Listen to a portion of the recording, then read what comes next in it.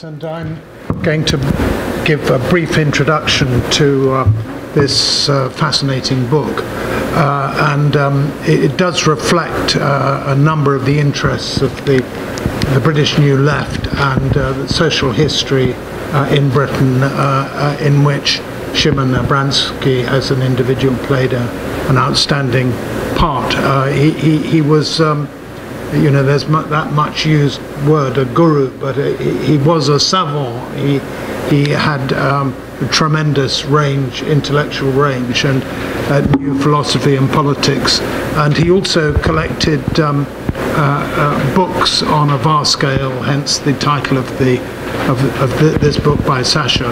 Sasha is grandson to Chimen Abramsky. So the quality of this book is extraordinary because it's social history, but it's social history that is illuminated by memory, by conversations, recollections, and there's a lost world there of the Middle European intellectual, the Jewish intellectual, the left-wing intellectual, grappling with problems like Nazism, Stalinism, communism, war, socialism, and it's a world of extraordinary power and interest. Chimen Abramsky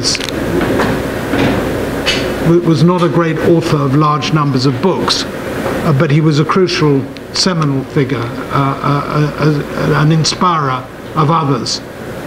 To begin with, he was part of the Communist Party historians group, which was a remarkable assemblage in the 40s and 50s of such history writers as Eric Hobsbawm and Edward Thompson, and it also attracted Doris Lessing, the novelist, quite an extraordinary range of Dorothy Thompson, historians and writers of one sort or another. All of this exploded apart in 1956, a big crisis of the European Communist parties. Chimen, by this time, was a member of the party, and he stayed in it for another 2 years, which is a sort of something strange, which is discussed by Sasha and illuminated by him. The New Left was founded out of this crisis.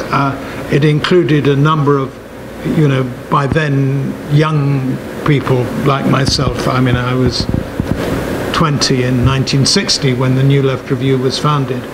And one of the key inspirers of the group was Chimen's nephew, Raphael Samuel, who later came to publish some extraordinary autobiographical essays in the journal about the lost world of communism in the 40s and 50s. But what's would have been, you know, hugely welcomed by Raphael, he had a gift of getting other people to write history as well as writing marvelous history himself, is this book by Sasha, which draws on conversations and ideas with Raphael, but also a dozen scores of others.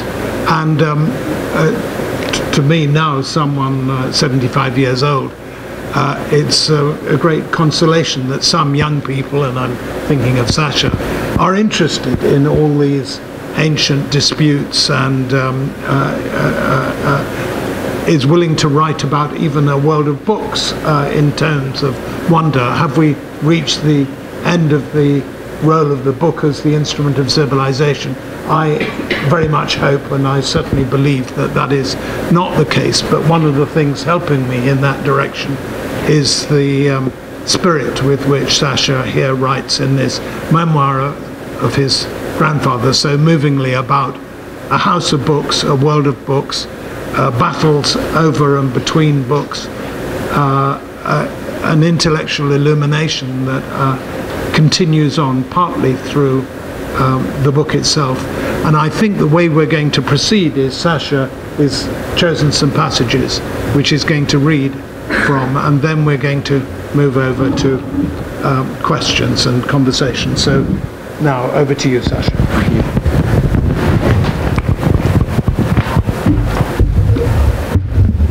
Can everyone hear me?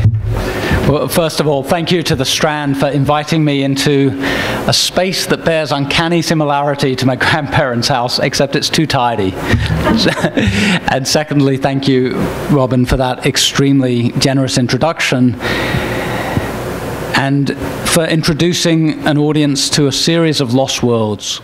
Because Hillway really, to me, is about vanished worlds. It's about vanished politics, it's about vanished ways of living, it's about vanished ways of communicating. And it's about a vanished set of people, a group of people who were extraordinarily important, not just to me, but to the community they were so much a part of.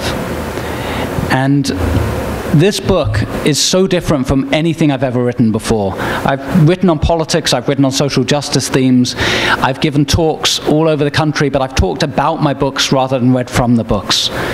They've worked better as conversations about the ideas. And this book is different. This book is me talking as much from my soul and writing as much from my soul as I possibly can do. And so what I wanted to do today, rather than talk a lot about the book, I want to read you passages from the book. I've chosen 3 passages. One of them is the introduction, and it's very, very personal. And my father, both my parents are sitting in the audience today, so I am going to just, again, as I did the other day, Dad, issue a warning that I'm going to read the opening, very personal passage. And then the book explores the world of Chimen and Mimi, my grandparents, through their twinned obsessions. My grandfather had this extraordinary collection of books and manuscripts and posters and documents on 2 areas of history, socialist history and Jewish history, each of which independently would have been one of the best private collections in the world in their subject matter. Put them together and they were absolutely unique. And the second obsession that made Hillway what it was my grandmother Mimi's obsession with bringing people into a community, gathering people, feeding people, nurturing people.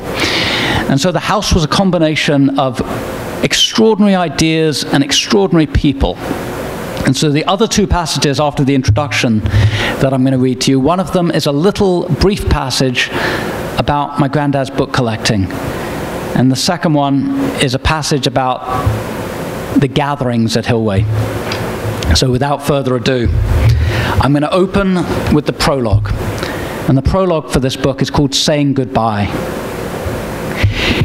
He looks upon himself as a part of the books, or the books a part of him. I don't know which. William Morris, News from Nowhere, 1890. There is no sound on earth like that of a quiet man, a dignified man, exploding in primal grief. Nothing compares to it, not fingernails scraping on a blackboard, not the whir of a dental drill through enamel, nothing. It is the howl of absolute horror, a keening black hole of noise that sucks in everything else. It pulls you into the abyss, extraordinary, out of character. It brooks no descent. This, the sound announces, is about forever. I heard this noise as I cradled the phone to my left ear in March 2010. I was at home in Sacramento, California, perched desolate on a sofa in the television room, my wife and children in another room. 6,000 miles away, my father was sitting next to his father's body at his North London home at 5 Hillway in Highgate. A few minutes earlier, my grandfather Chimen Abramsky had finally died. Of what? Old age? He was 93 years old. Complications from Parkinson's disease. He had been deteriorating for years. A frail, deaf old man, a widower, increasingly locked stony-faced into a broken, frozen body. Or the aftermath of a series of horrifying late-life illnesses, each of which, in and of itself, ought to have killed him. In the end, the cause didn't really matter. What mattered was that the last of my grandparents had died, a man who had been my teacher, mentor, and guru. My wonderful, at times playful granddad, the old man who would dance around his dining room with a great stack of colourful plastic cups, each one fitting neatly into the next, balanced atop his head, to entertain me when I was a young child, was gone.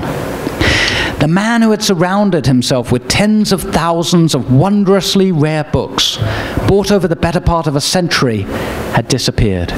Everything that made him him, replaced with the waxen, impersonal stillness of death. As I started to weep, the sobs shaking my body, part of me floated up above the scene and looking down wondered why I was so shocked. After all, I had had plenty of time to practice my grief. Chimen's decline had been slow, his final months painful and humiliating. He had become, during those last few months and years, a coda to his own story. In the 17th century, René Descartes had famously concluded, "I think, therefore I am." For much of Chimen's life, as he methodically constructed his house of books, the reverse had held. He was, and therefore he thought. Had he not thought, read, analyzed the world around him and the history from whence that world grew, he would have been a lost soul.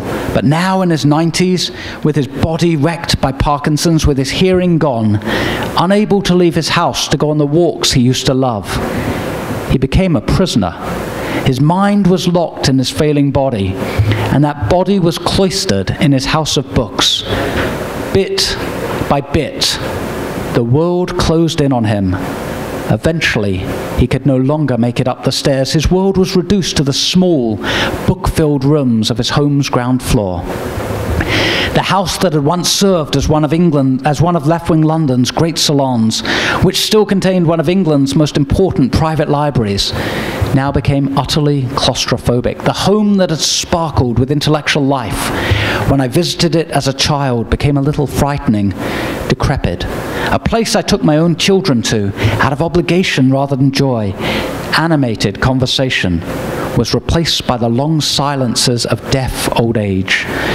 The bustle of a crowded kitchen and a gaggle of diners and overnight guests gave way to the stillness of Parkinson's. Then the Cartesian equation righted itself. Seeking to maintain a hold on life, on sanity, Chimen became even more obsessed with the world of books he had created for himself. Like a man who pinches himself to make sure he still has feeling, Chimen read to reassure himself that he was still alive. He thought, therefore he was. For years as he declined, his ability to think sustained him. He clung to his extraordinary intellectual facilities, to his near-photographic powers of recall.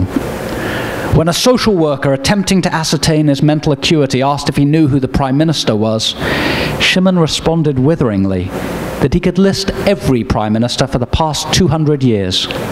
But at the very end, even his memory abandoned him. Physically broken, he finally became confused. I had been grieving over Chimen's dissolution for months, years even. The partial grief for the living that emerges at unexpected times and in unwanted places. But as I listened now to my father, keening in the book-filled living room of my grandfather's house near Hampstead Heath, the room my grandfather had eventually slept in after he could no longer climb the stairs to his bedroom, something snapped. The ghastly permanence, the irrevocability of the iron door that separated death from life, sliced me up, left me in pieces. Now, after Chimen died, I, for many, many, many reasons, wanted to tell the story of his life and of my grandmother's life and of the world they had created. And Robin, in the introduction, talked a lot about the lost worlds of British communism. Their world was beyond communism. For many, many years, Chimen and Mimi were communists. But that was 20 to 25 years of a near century of living. They were also book dealers. They'd both grown up, Chimen in Bielorussia and Russia, Mimi in the East End of London, in very orthodox households, and knew the rituals and traditions of Judaism inside out. Mimi was a psychiatric social worker. Chimen, for many, many years, was a frustrated academic, and then in midlife was discovered by Isaiah Berlin. And in his late 40s starts teaching at Oxford. And in his late 50s becomes a professor at University College London. He had a great written correspondence with many of the top intellects of the age, most notably Isaiah Berlin, to whom he wrote and from whom he received hundreds and hundreds of letters. He was a Sotheby's expert in rare manuscripts. And through it all, Mimi and Chimen collected books and they collected people. And they turned their house into a republic unto itself, a world with its own rules and its own regulations, its own protocols, its own interactions, its own community. And I certainly never experienced another house like it. And I don't know anyone who's been through Hillway who has ever experienced another house like it. It was unique. And so I'm going to read you very, very briefly a passage about Chimen's book collecting. And it's set in Mimi and Chimen's bedroom, which was, I'm fairly confident in saying, the strangest marital bedroom in London, quite possibly on planet Earth. It was a bedroom with a double bed in the middle, surrounded by books. Not just a few books, but thousands upon thousands of books in bookshelves, on the floor, atop the chest of drawers, on the roll-top desks, on the window ledge. Wherever there was a horizontal space, there were piles of books and manuscripts and letters. So this is Mimi and Chimen's bedroom. It was a dark, low-ceilinged room, measuring 12 feet by 12 feet with little natural light and one low-wattage bulb encased in a cream-colored spherical paper lampshade. In the center of all the unfathomable clutter was the bed, a small, boxy old mattress with a headboard that probably had not budged from its little spot against the wall since Mimi and Chimen had first bought the house at a knockdown price in 1944, during the dark years of the war. Chimen did not spend much time in the bed. He rarely slept more than 4 or 5 hours a night. Most mornings he was up by 5 o'clock, writing letters, perusing catalogues. Most evenings he stayed awake past midnight. When you lay down on that bed in the center of the room, all you could see were books and papers and the tiny, sooty window that let in just about enough of London's inky nightlight to make those books look scary. This was Mimi and Chimen's bedroom, though if truth be told, by the time I came on the scene, it did not really make sense to call it a bedroom. Years earlier, it might have been defined by its nocturnal occupants, by their marital relations, by their nightclothes and wardrobes. It might even have exuded romance, back when my grandmother as a young woman still sported long, wavy brown hair and a gentle smile that made her look in some particularly fortunate sepia photos like the film star Ingrid Bergman. But by the 1970s, it was the reserve room of a great and infinitely mysterious library. It was there that the gems in Chimen's collection were held. The bed in which my grandparents slept every night, and the few items of clothing begrudgingly allowed space to hang amidst the books, were clearly interlopers. For an adult, to be invited into Chimen's bedroom signified not romantic interest, nor coy flirtation, but academic trust. You had to earn your way in, show knowledge of or love for socialism and its lost worlds, or at the very least the esoteric universe of rare manuscripts and book collecting. You had to appreciate the sensation of touching a book that Marx had owned and commented on, or a document on which Lenin had scribbled marginalia notes, or a book that Trotsky had carried with him into exile. You had to have the capacity to comprehend the absurdly low probability of Marx's membership card for the First International not only surviving for more than 100 years, but finding its way to Hillway. Or of scrip printed by the 19th century utopian socialist Robert Owen as an alternative currency ending up in this room. There was, recalled one friend, a touch of the impresario to Chimen, a magician's delight in surprising you. He'd trot off to a room and return with something and enjoy your reaction. A cousin recalled first being shown the room in 1978, about 20 years after he had first visited the house, and Chimen wistfully asking him where he thought these books would be in 100 years. He wasn't so much talking about where the books would be physically. He was talking about where the ideas would be. But the grandchildren did not have to earn entry to this citadel. It was simply where we slept at Hillway when we were too young and scared to sleep alone. It smelled old and musty, and I was never quite sure whether that was the smell of the books or the smell of my grandparents. My first memories of Hillway are in that bedroom when I was 3 years old and got stranded there by a pea-soup fog in London. Chimen, who was an appalling driver, tried to navigate London streets and got absolutely defeated by the fog and brought me back home, and I slept in that room and I was terrified and I screamed all night. And subsequently I came to love that room. It was an absolutely wondrous place full of some of the most extraordinary ideas ever penned by humankind. I want to read you now the last passage, which is Mimi's side of the equation, and it's set at the dining room table. Mimi would feed anyone and everyone whenever they came into the house, whether or not they had an invitation and whether or not they'd given advance notice. But even though both of my grandparents were avowed atheists and had been members of the Communist Party and intellectually had rejected religion, they were both deeply, deeply traditional and ritualistic. And I think for both of them, with the possible exception of May Day in the 1950s, for both of them, Seder, the Passover dinner, was the central night on their social calendar. And so the last scene I'm going to read to you is set in the post-war period in London, when both of my grandparents were at their most fervently communist, and it's set at the Seder dinner in the dining room table at Hillway. It was in the dining room, and I have to give you a warning here, I'm going to sing at some point in this. It was in the dining room during those early post-war years that one of Hillway's strangest annual rituals unfolded, the communist Passover. Around the table, some of London's most stridently anti-religious thinkers would gather, and with nostalgic fondness, solemnly relive the salvation story that had played so prominent a role in their Eastern European Orthodox childhoods. Most years, Mimi and Chimen held 2 seders, one for family, one for friends. It was a huge production. Strictly kosher, they kept an entire separate set of plates for Passover.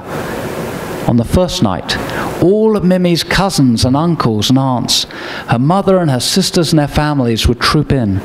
At this time, almost all the members of her family of her own generation were active communists. Chimen's parents, his brother Mesha, and his cousins would go to more orthodox houses for their Passover meal.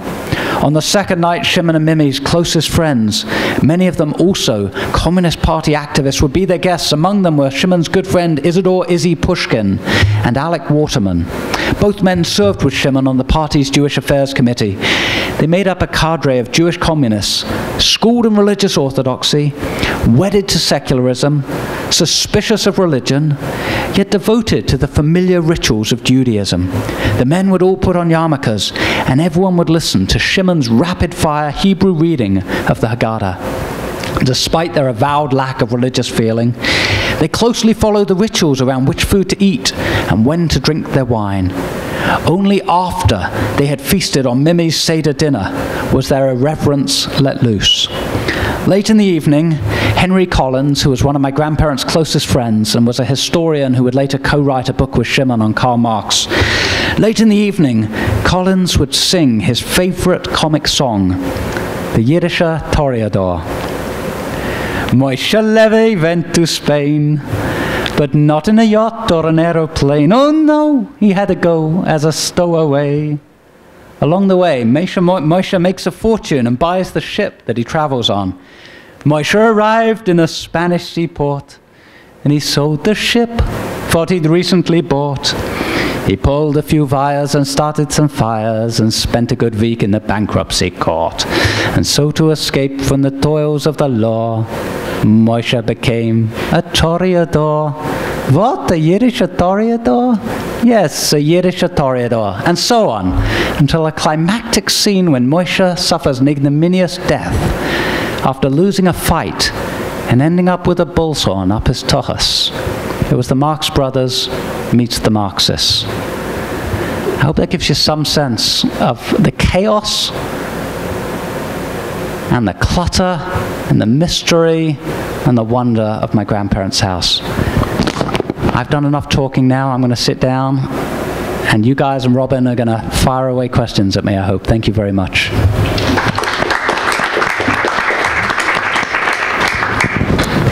Thank you very much for that, Sasha. Can I take the first question? Yes. You said your cousin wondered where the books would be in 100 years. Where are you they wonder. today? I can't answer that if is this thing on?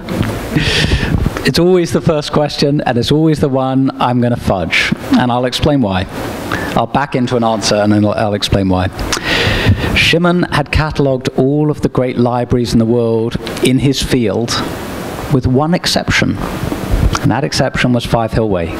He never brought himself to comprehensively catalogue it. He was begged to by his insurer, he was begged to by academics, he was begged to by many, many people. He couldn't bring himself to do it. It was psychological. And I have a discussion in the book from a historian and rare books dealer who knew Chimen very well, and he said, look, you have to understand about collectors, it's their life project. And it's an ever-expanding life project. And if you fully catalogue your own collection, you admit to yourself your life project is complete. And so a lot of great collectors can't bring themselves to do that. And Chimen was no exception. He never, ever worked out what he wanted done with his books, and he never ever fully articulated what was in that house. He gave hints and gave various memos in different places, and different experts from different areas knew about different parts of the library. That's the backing into the answer. It was not kept as a coherent collection, and probably could never have been kept as a coherent collection, because it wasn't a collection that to anyone else on earth apart from Chimen made sense as a single unit. He'd done something extraordinary. He'd created a narrative of history that went from Maimonides through to Spinoza, and he kept those books in his upstairs front room, and then on to the great liberal philosophers, and he kept those books in his downstairs living room, and then on into the 19th century socialists and radicals, and he kept those books in his upstairs bedroom. As a journey, a physical journey through time and space, it was an adventure at every step of the way. You could find books from Constantinople, from Venice, from Mantua, from Antwerp, etc., etc. But it was a collection that made sense according to Chimen's understanding of history. It probably was not a collection that could have been kept. At the very least, it would have had to be divided into two, the Judaica side, the socialist side. But I think beyond that, there were so many subsets. There was Yiddish history, there was Jewish artwork from Russia, there was 20th century sociology, there were all these different subsets. All of which saying is that it's in different places. Some of it's here in New York, some of it's at the Center for Jewish History, some of it's in University College London. A lot of the Jewish history books are in University College London. A lot of the other books are in different collections around the world. So the answer is it's in different places. And the only place it's still in one place, I suspect, is in my head, my parents' head, my siblings' head, my cousin's head. But it's a place that's sort of largely vanished as a coherent unit. Presumably all these people are Catholic, so it has now finally been You know, I don't think it's ever been comprehensively catalogued. I think, you know, there were a lot of people studying it afterwards, so there's certainly a lot of people who know a lot about what their collection is and what it represented. And there's certainly a lot of librarians all over the world who knew a huge amount about that library because they spent weeks or months studying it at different times in the 60s onwards. But Chimen himself was remarkably, not cagey, that's the wrong word, he was very generous sharing his collection. He was remarkably reluctant to systematically catalogue what he had. Yes. Oh, sorry. Sorry. Did your grandfather ever explain to you, or perhaps to your father, what caused him intellectually to switch from being brought up in a very Orthodox Jewish home to become perhaps the antithesis of an Orthodox Jewish home? How about this? You're going to get a twofer on this one because my father's sitting here. So how about I answer it and then Dad, would you be willing to give it a go? Because I suspect we might differ a bit on this. My take, Chimen never, I asked him many, many times and I always got somewhat vague answers.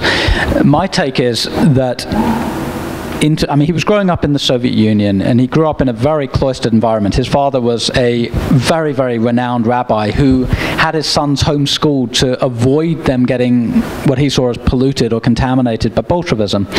So Chimen had grown up in this very isolated environment.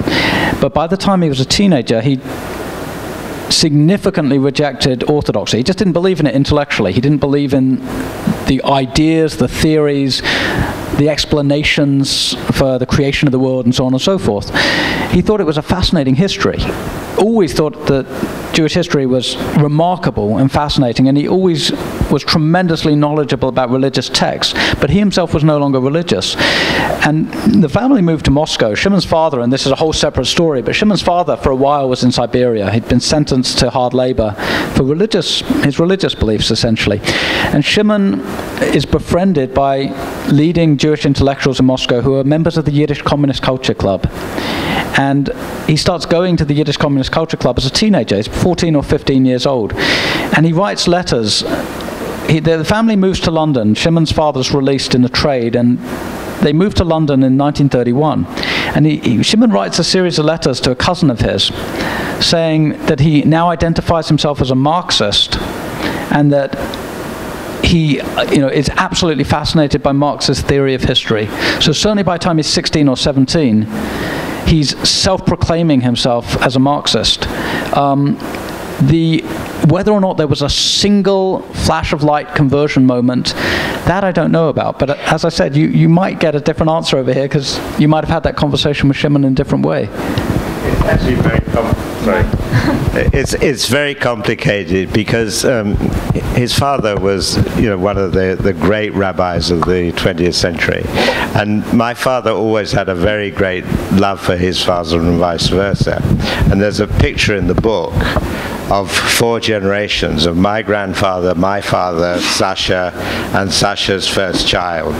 Sorry, my grandfather, my father, me, and Sasha, 4 generations. Sasha was 1 year old at the time. And thus did not have a child. And a few years before my grandfather died in Israel.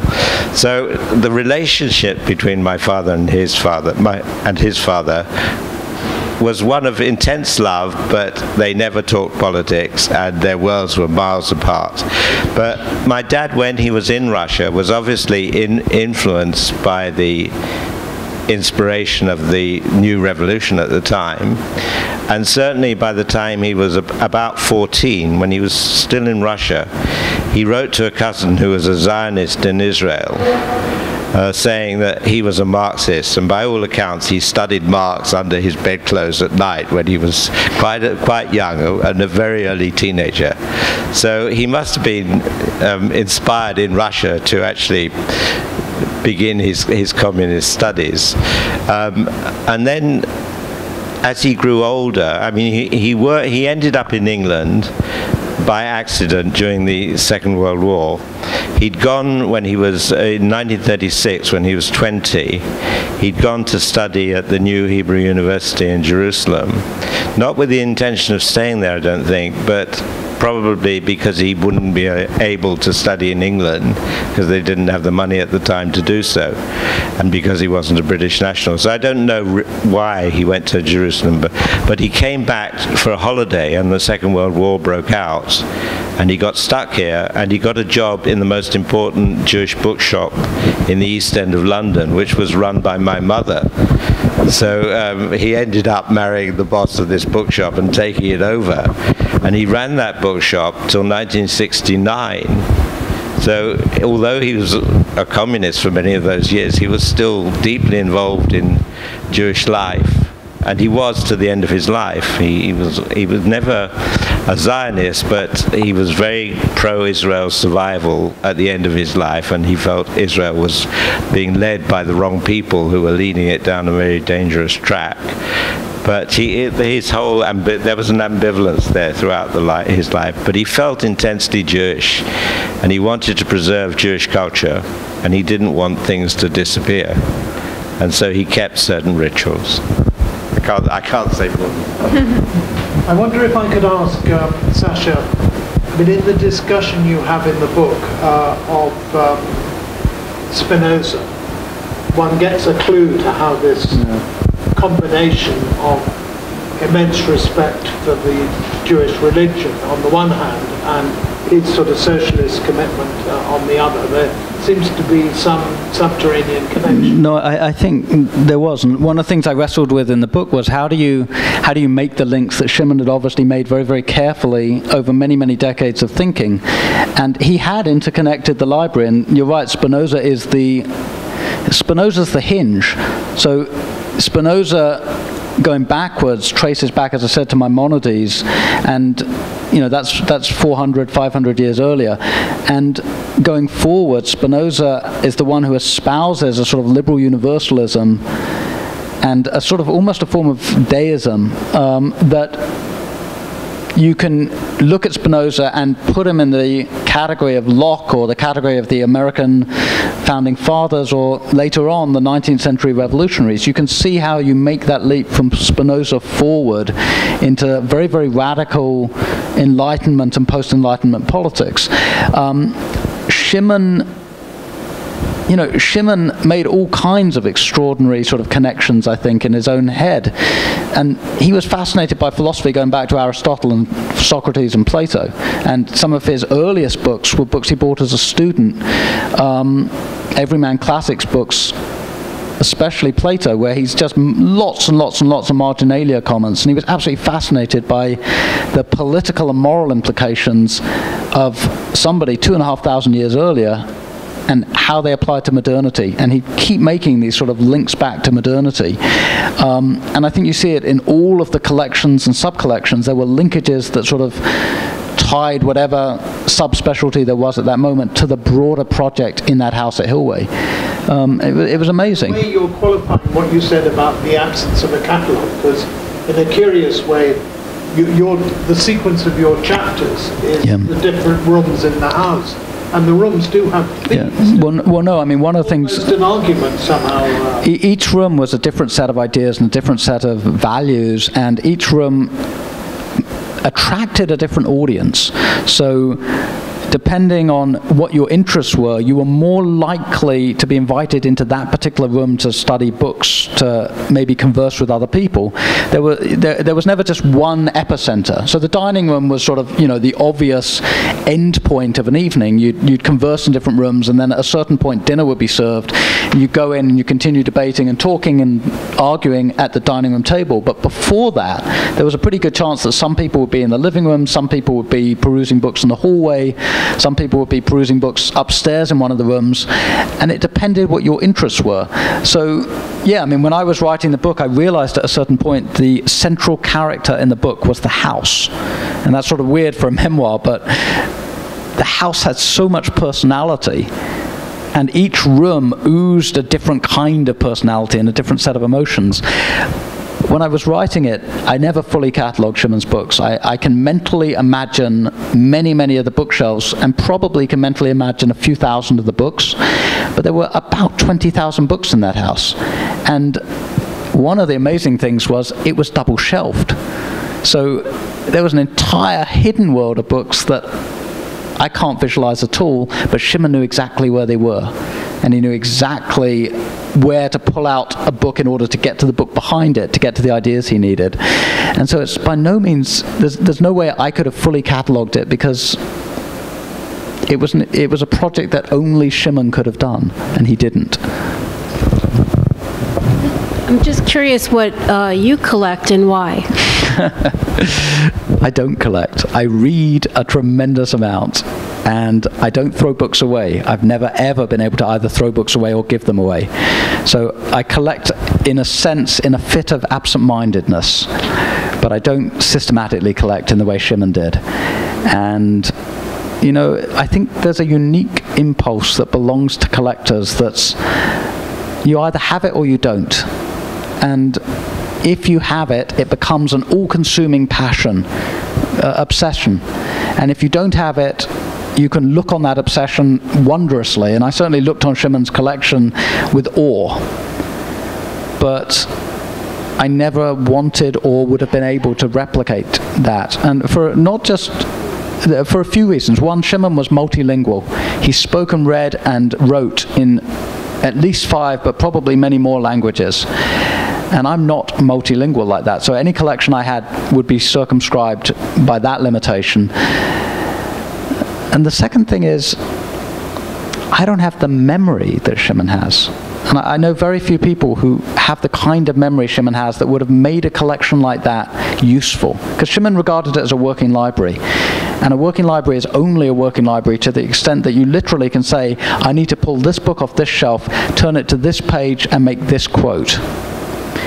And Chimen could do that. As soon as he'd read a book, it was in his memory in its entirety.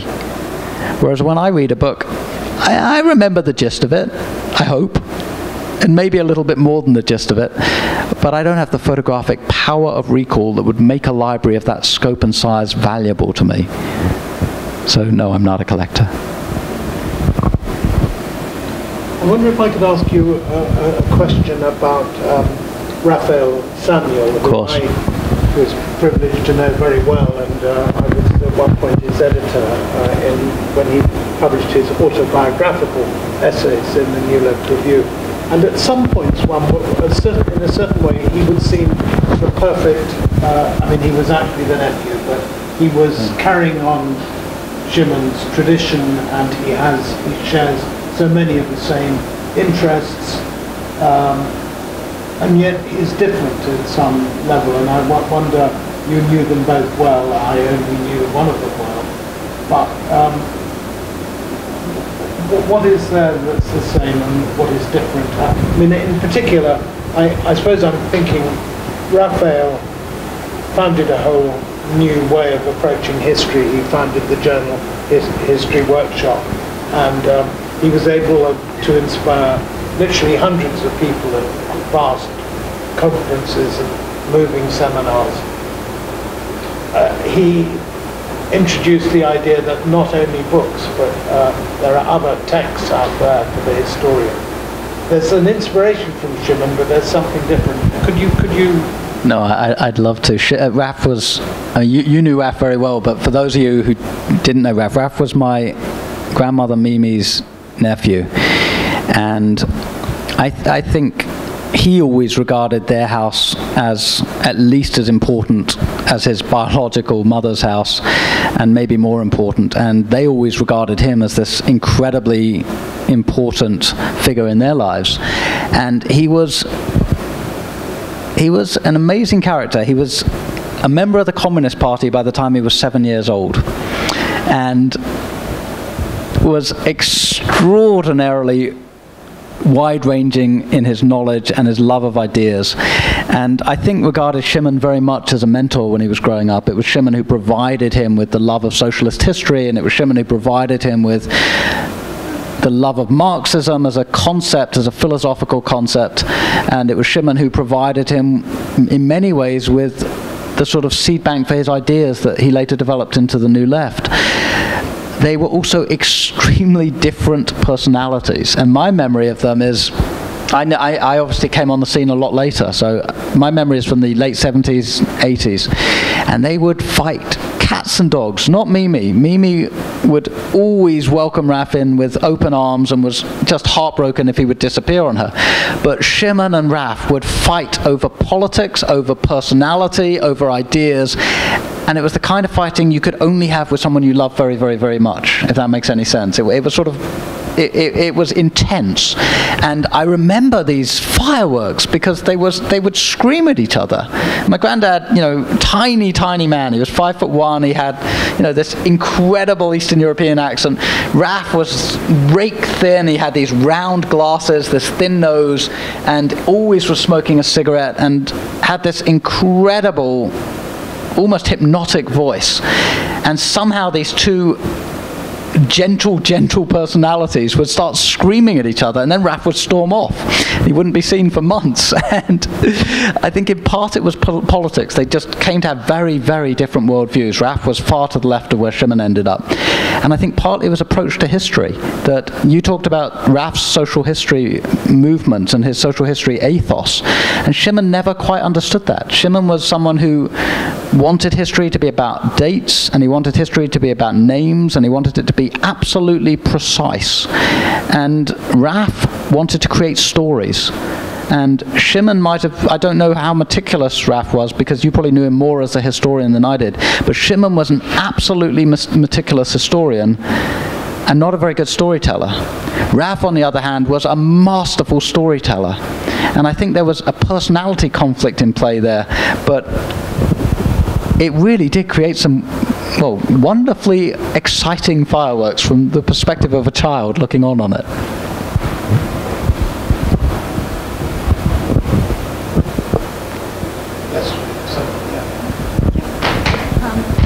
Could you perhaps say something about how your grandfather became eventually disillusioned with communism and what for him was kind of the turning point and how he evolved after that point in his thinking? You know, when I was a kid, I was fascinated by the communist part of my grandparents' life because it was very romantic to me, this notion of people who had joined because of what was happening in the Spanish Civil War. They had a picture of Guernica on their staircase, and they had, you know, fought the good fight. They'd gone on all the right demonstrations. They'd fought for the unemployed, etc., etc. But I also realized as a child and as a teenager that part of that involved a willingness to compromise or turn a blind eye to Stalinism, because they weren't just communist in the abstract, they were Communist Party members, which meant being supporters of the Soviet Union during the Stalin period. And Chimen in particular, but also Mimi, they were incredibly reluctant to talk about the specifics of what that meant. And Chimen in particular had tried to purge his own, the only writing I ever saw him throw away was when I was 18 and I was helping him tidy up one of the rooms in his house, and it was an impossible task. It was really the definition of Sisyphean. You could not tidy up anything in that house. But we did make a good faith effort, and we found, buried under piles of something, Chimen's Communist Party newspaper writings from the 40s and the 50s. And Chimen just grabbed them before I could read them, and he put them into a trash bag and he threw them away. And I thought, horror, how could you do this? When I was researching this book, I found in an archive in Sheffield all of Chimen's Communist Party writings for various newspapers and pamphlets. And I was stunned. I was stunned by just how propagandistic it was, and just how much he had, not just a little bit, but wholeheartedly bought into Stalinism. And I understood why he had tried to throw it away, because he was deeply, deeply embarrassed and ashamed, not just by the writings, but by the fact that hook, line, and sinker, they had bought into something for the right reasons. They had the ideals, and they had the, you know, the utopian belief in a better future, but they had bought into something that was a dystopia. And that's putting it charitably. They bought into something that was profoundly violent and cruel. And the disillusion, I think, came over a number of years. It came in the period in the early 50s, first when Stalin was a very old, sick man and began persecuting Jews for being Jews in the Soviet Union, which was something new at the time for the Soviet Union. But the doctor's trial and a series of other trials, I think, began to sort of break down Chimen and Mimi's faith in the Soviet Union. What followed was Nikita Khrushchev's revelation after Stalin had died. He gives a secret speech saying, you know what, a lot of these things that you thought were capitalist propaganda about Stalin, turns out they were right and then some. And that secret speech shatters the faith of a lot of communists, not just in England, but in America, in France, in Italy. It's a profoundly huge psychic moment for that generation. And it follows shortly afterwards the Soviet Union's invasion of Hungary, when Hungary tries to liberalize a little bit, and the Warsaw Pact responds by sending tanks into Budapest. And it's that series of events that does it for my grandma and for her sisters. They all leave the Communist Party at that moment. They want nothing more to do with that. Chimen sort of clings on for another couple years. And what finally sort of breaks his ability to cling on is actually the fact that a friend of his, a man called Hyman Levy, tries to publish a book on Soviet anti-Semitism. And the Communist Party in Great Britain tries to suppress it. And Chimen leaves the Communist Party and actually publishes the book. He sets up a publishing house and publishes the book. And that, for Chimen, was the break. But, you know, as far as I could tell, it took many, many years psychically for that to play itself out. That was a long answer. Sorry about that. Anyone else? Do you think about the change in the Yiddish language from a? I have older relatives that was this socialist Lower East Siders that spoke. Yiddish was a salty, secret language used often in the Lower East Side, and I'm wondering now it's used by a much more Orthodox community, and the Orthodox population is expanding, and the secular population is decreasing. And I'm wondering how much of history is in the people that understand the language. And do you think about Yiddish at all? Do I think about it? I have no knowledge of Yiddish. I don't speak it. I know a couple swear words in Yiddish. That's basically it. I know what you're saying about Yiddish being revivified, but with an Orthodox twist, mainly through my conversations with some of Chimen's friends who were Yiddish scholars and who I talked with when I was writing the book, and also from talking with them about Chimen's impressions of Yiddish. And I did have there's a man called David Katz, who was one of Chimen's both closest friends and also someone who had studied for many, many years with Chimen. And he now lives in Vilnius. And he told me about conversations he'd had with Chimen going all the way back, I think, to the 1970s, where Chimen said to him, look, as far as he was concerned, Yiddish was a dead language. It had been killed by World War II. And it was a language, the culture of which had been shattered. And David Katz got into arguments with him and said, no, it's an alive language, and it's being revived, again, with the religious twist. Why that's happening, I'm not sure. But I suspect that that is where it now resides, and that you're probably right, that it isn't the salty Yiddish of the Lower East Side. I think it's the number of children that are born in less intermarriage as well.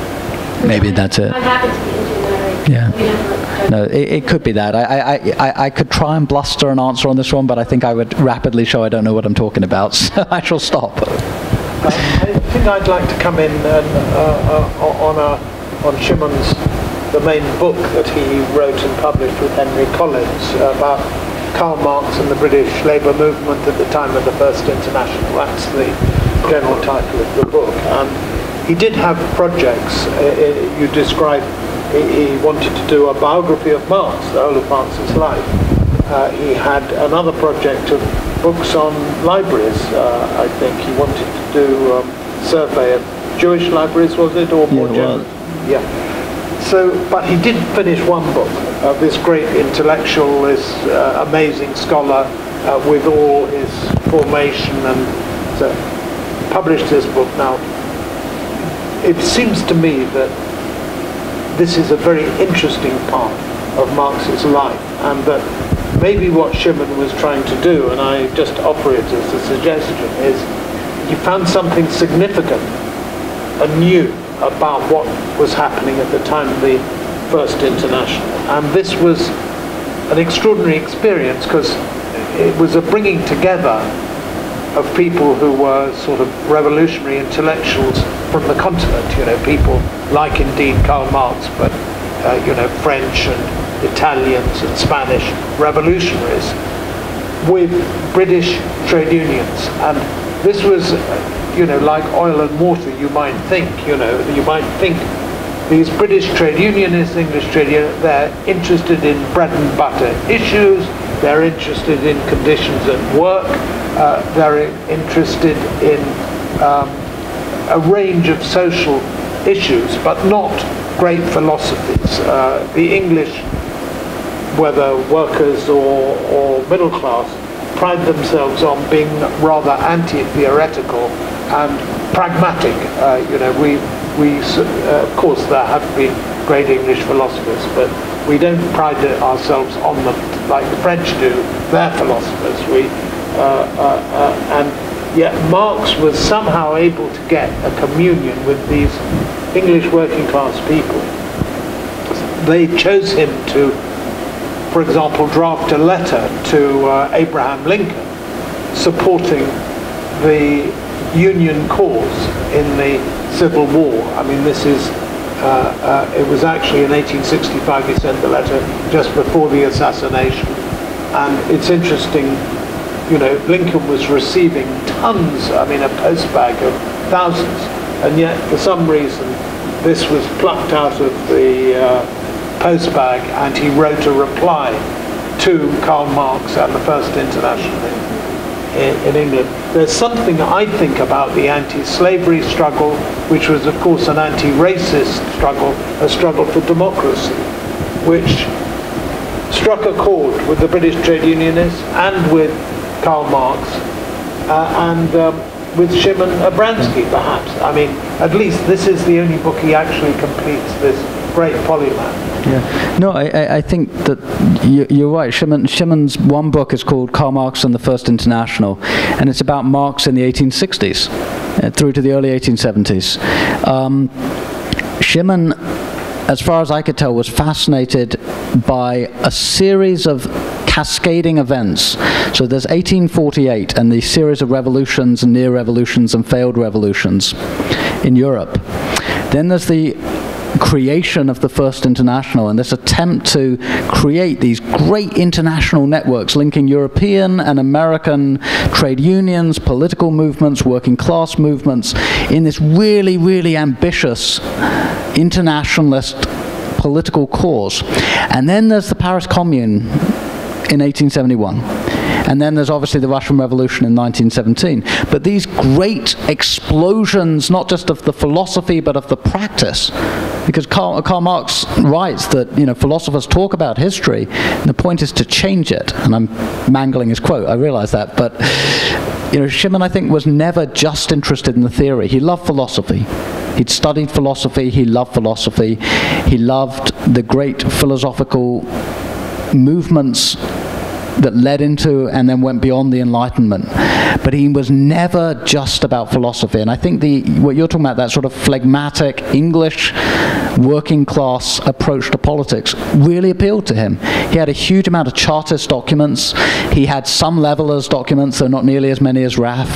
He had trade union documents, Labour Party documents, Fabian documents. He was just really, really interested in what happens when you try and create progressive political movements around ideas of class. And so for him, writing about the First International was an absolutely natural fit, because it combined philosophy and history, philosophy and action. And it's probably, you're right, it probably is the moment of Marx's life that he was most intrigued by, because it's that period when things begin to happen. It's a period of history that is a bit extraordinary, because it's when I think the first major political demonstration here in New York City was to commemorate the martyrs of the Paris Commune. It's in December 1871. And according to all the newspapers, they ran long stories about it. And there's an extraordinary, in those days, just before photographs were much used in newspapers, you would have, there'd be draftsmen who'd draw the scene of the crime or whatever. Well, this is the demonstration. It was meant to be 100,000 people strong. It's to commemorate the Paris martyrs of the Paris Commune.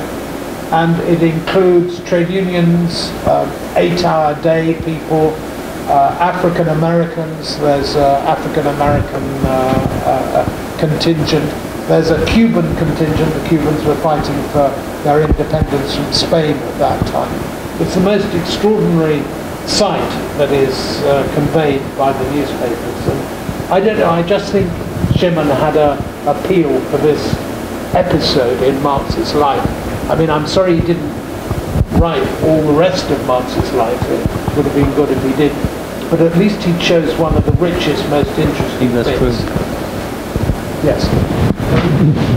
Are the letters with Isaiah Berlin in the recently published letters? There are some in the recently published ones, but not all of them. There were hundreds of letters, and Chimen and Isaiah Berlin both handwrote most of their letters, and they both copied everything they wrote, because they both realized, I think, they were probably writing for posterity. And so you can find hundreds and hundreds of these letters in the Bodleian Library at Oxford and in other archives. But certainly some of them are in that recently published edition. Two in the last volume. We probably have time for one final question. if there is one. Did you ever go to the house? I did not, no. He is the only person in that generation who did not. I feel I knew it because Raphael's house looked incredibly similar to the photographs we have and which are on the cover. It was just like that. Sasha knows, because you I used to go to Elder Street, that's right. Terrific. Thank you both so much. Thank you.